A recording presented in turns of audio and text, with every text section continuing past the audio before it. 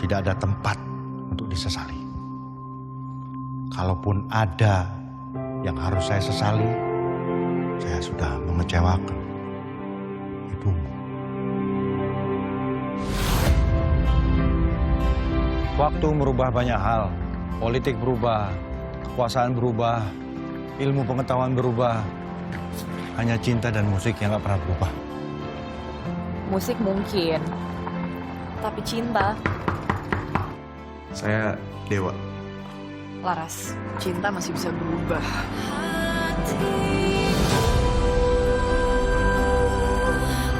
Hatiku jatuh kepadamu. Ras, ngomong sama aku, Ras. Apa yang harus aku lakuin supaya kamu bisa maafin aku? Jatuh dan jatuh kepadamu. Bravo, bravo. Terakhir. Leave your bed here and get out.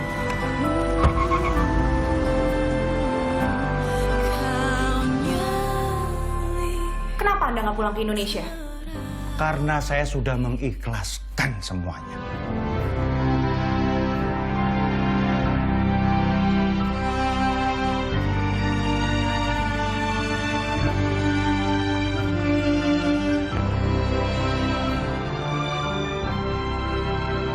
Bawa surat ini dan pergi dari sini.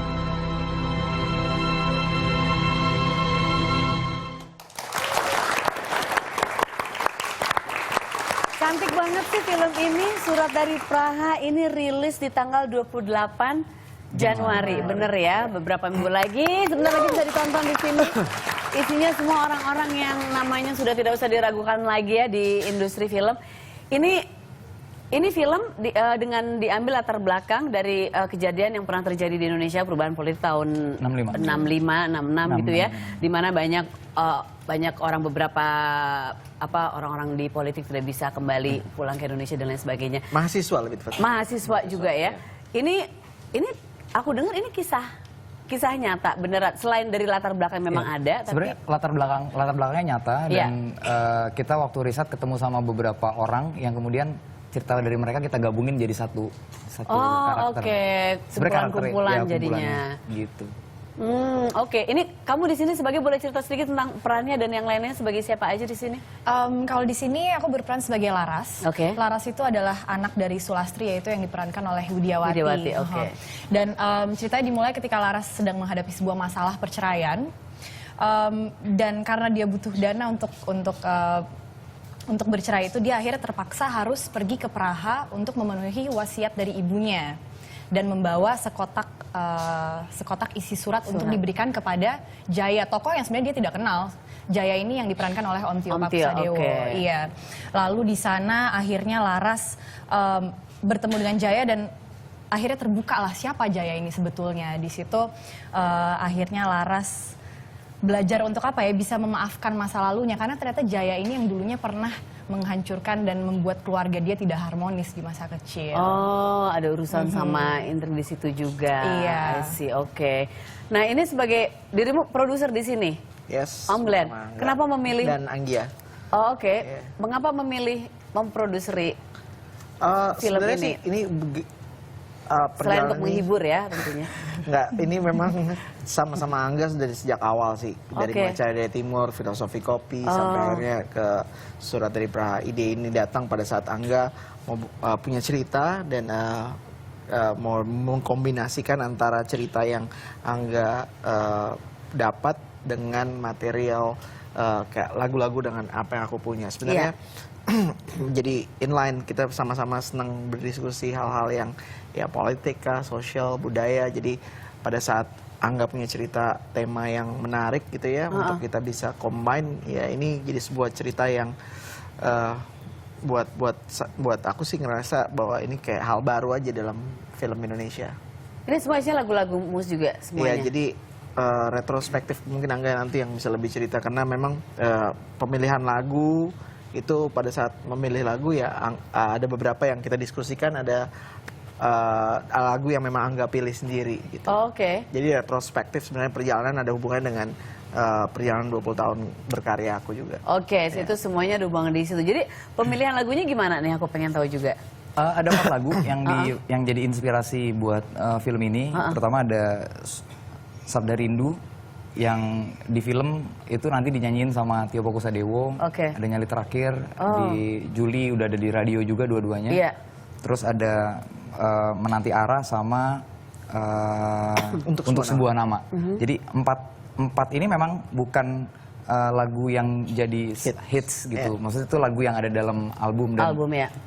menurutku kalau mau bikin retrospektif ya harus ngelihat Glenn dari sisi yang bukan cuman lagu-lagu yang jadi komoditas, tapi ada apa sih yang dia simpen di dalam. Iya.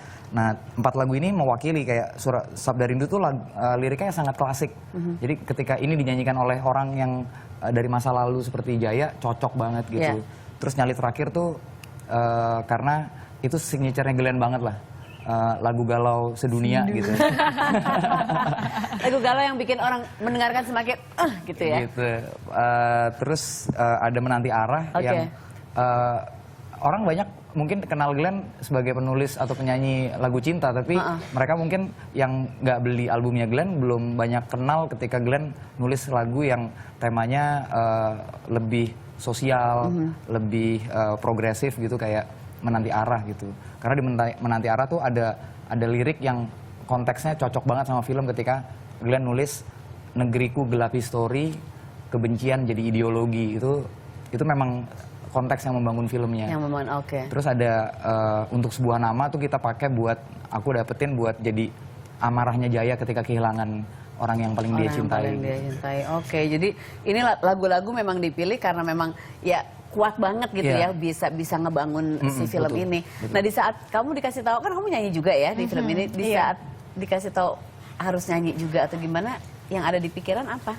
Justru dari awal memang udah emang nyanyi ya, jadi memang dipanggil ke kantor, terus Angga ngasih materi satu lagu, nih Kak Glenn mau dengerin nih, kamu nyanyi, kamu coba aja nyanyi dulu. Terus diiringin sama Kak Glenn, coba nyanyiin salah satu single dari Kak Glenn. Di situ langsung Gak kelihatan kita. Ini nih. Ini, Gak perlu casting nih gitu. Oh gitu, langsung aja gitu ya. karena suara pas-pasan sebetulnya, cuman aku juga nggak ngerti tuh. Loh, tapi kamu tuh biasa nyanyi sesungguh-sungguhnya. Di kamar mandi biasanya. Serius, aku juga nyanyi di kamar mandi, tapi beda banget suaranya. Come on. It's either kamar mandinya yang beda sama suara kita ya. Gaungnya yang beda. Enggak, latar belakang nyanyinya itu dari mana kok? Apa memang pas aja atau Emang suka nyanyi diem-diem? sebetulnya, tapi tidak pernah digali bakatnya untuk penyanyi. Tapi kan untuk nyanyi lagu ini, kan lagu ini ada di film menggambarkan satu suasana atau satu cerita yang harus kuat banget gitu. Di saat nyanyi pas sudah itu kan pas castingnya gitu ya, pas di tesnya. Tapi setelah itu ada ini lagi nggak, harus banyak diskusi sama Glenn juga tentang Ada rekaman kan, kita rekaman untuk soundtracknya. Bisa dapet. Terus ya di situ Kak Glenn banyak banget ngebantu karena kan itu pengalaman pertama aku untuk harus bernyanyi di sebuah studio gitu, dan quite intimidating ya denger suara sendiri seperti tadi yang kita bahas kan aneh banget pakai headphones. Dengar suara sendiri, jadi dan kita kan pasti lebih kritis ya sama suara kita gitu. Jadi nggak, orang lain sih kritis sama suara aku, kritis biasa. Orang lain yang lebih. Jadi ya nervous banget, cuman Kak Glenn ada Angga juga di situ ngebantu untuk membuat aku lebih relax, dan ya begitulah jadinya sesuai yang didengerin tadi. Bisa ditonton, bisa tonton dan didengar. Dan gak cuma nyanyi. Gak cuma nyanyi, dia main. Belajar piano dan waktu kita take di Prahanya kan emang ada adegan Laras, Juli nyanyi dan main piano, dan main pianonya live. Live main piano. Yang paling penting kan si Juli nih pertama kali waktu dia nyanyi, menurut aku musikalitas seorang aktor atau aktris itu bisa, ya aku ngeliatnya ya musikalitas gitu, dan Juli punya itu gitu, jadi untuk diarahkan nggak terlalu sulit. Dan dari nol, jadi dari pertama kali kita approach, Juli belum bisa main piano. Iya, sama sekali. Terus 3 bulan latihan buat main piano. Belajar piano. Karena kita pengennya waktu di lokasi take pianonya live. Harus real, kelihatan. Iya, soalnya kan gaungnya nggak bisa kita, maksudnya efek ruangnya kan iya nggak bisa di fake dibohongin gitu ya.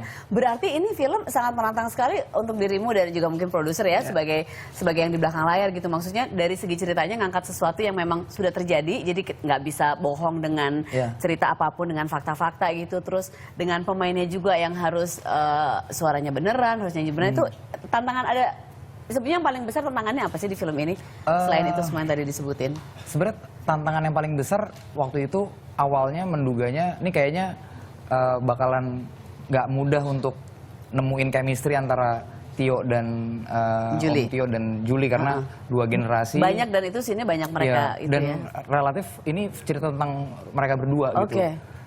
Tapi kemudian waktu kita mulai masuk syuting ya mereka dibiarin aja udah chemistry udah hidup banget gitu dan dedikasinya Om Tio sama Julie ke project ini bikin sebenarnya tantangannya yang kelihatannya orang jadi tantangan akhirnya jalannya jadi gampang Mengalir banget. semuanya karena gitu. chemistry-nya ada ya. Oke, untuk Om Glenn pas nulis lagu ini, terus sekarang tiba-tiba lagu ini udah jadi ada di film terus jadi dengan gambar yang cantik banget dan segala macem.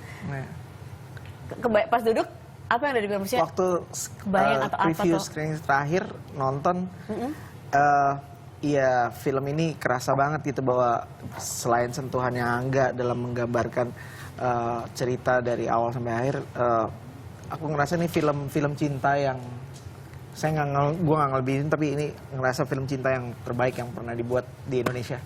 Oh gitu ya? Yes.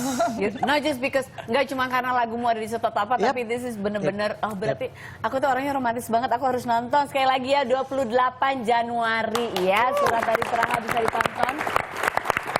Baiklah, tamu-tamuku yang kece mau ngobrol tentang film terbarunya, project terbarunya, juga mau main games. Ini hadiah untuk kamu, kembaran aku ya. Ini untuk Angga Nama koleksi ya. lagi. Ini film cinta berikutnya. Iya. Untuk musikal Trio Lestari mungkin bisa dipikirin Yes, ya. pasti. Oke, sukses untuk kalian Terima bertiga, kasih. sukses untuk filmnya. Aku nggak sabar menonton. Jangan kemana-mana, masih ada tamu yang lain. Tetap di sini, oke? Aku janji aku nggak akan nyanyi lagi. I promise. Jangan kemana-mana, tetap di sini. Thank you, Keren Teh. banget sih itunya. Thank you, Teh. Gambarnya canggih banget. Dari lahir udah keren, dari lahir udah keren. Gua kece, gua kece, gua kece. Kalau kamu pemirsa yang kece, kamu subscribe di sini. Kalau kamu subscribe, kamu nggak bakal ketinggalan. Kalau kamu nggak ketinggalan, kamu kece, kece. Oke, subscribe. Tuh kan, belum subscribe. Subscribe sekarang, aku tungguin. Sampai besok kalau perlu. Udah. Kece banget, mendadak kece, berubah jering kece.